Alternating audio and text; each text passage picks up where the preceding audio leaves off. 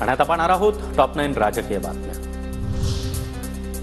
तुम्हाला तुमचा मुलगा निवडून आणता आला नाही आणि तुम्ही काय आम्हाला बोलता, उपमुख्यमंत्री अजित पवार यांची राज ठाकरेंवर टीका।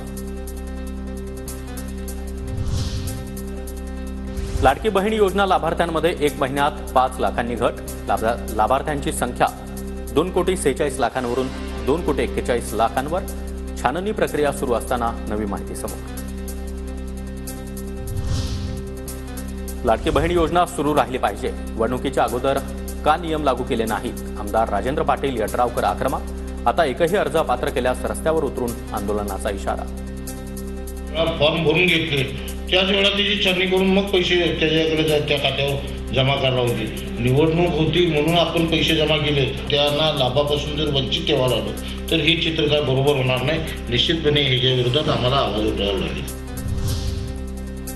ठाकरेंची शिवसेना आणि पवारांच्या राष्ट्रवादीची पक्षाचं नाव आणि चिन्हाबाबत लढाई सुरूच राहणार। पक्ष आणि चिन्हाबाबत कोर्टानं अंतिम निर्णय देण्याबाबत दोन्ही पक्ष मागणी करणार, सूत्रांची माहिती। पुण्यामध्ये अजित पवारांच्या उपस्थितीमध्ये 5 जिल्ह्यांच्या जिल्हा नियोजन समितीची बैठक। रोहित पाटील, विश्वजित कदम, विशाल पाटील यांनी भेट घेतली।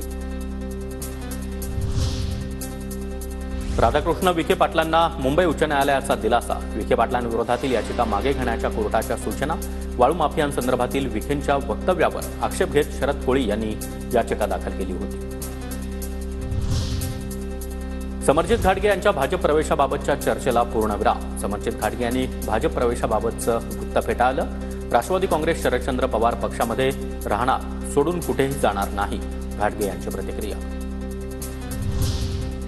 सोयाबीन खरेदीला पणन विभागाकडून मुदतवाढ, शेतकऱ्यांनी घाबरून जाण्याचं कारण नाही। सोयाबीनच्या शेवटच्या खरेदीपर्यंत केंद्र सुरू राहणार, कृषी मंत्री माणिकराव कोकाटे यांची माहिती।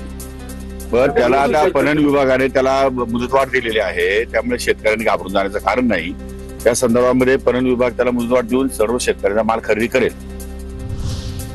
कलेक्टर केबिनमध्ये मला वाल्मिक कराडनं पती आणि पोलिसांसमोर बेदम मारहाण केली होती, करुणा मुंडे यांचा आरोप। धनंजय मुंडेंच्या गँगमध्ये वाल्मिक सारखे अनेक लोक, पुणे, संभाजीनगर आणि सांगलीमध्ये आका। माझ्याकडे सर्वांचे पुरावे, करुणा मुंडेंचा इशारा।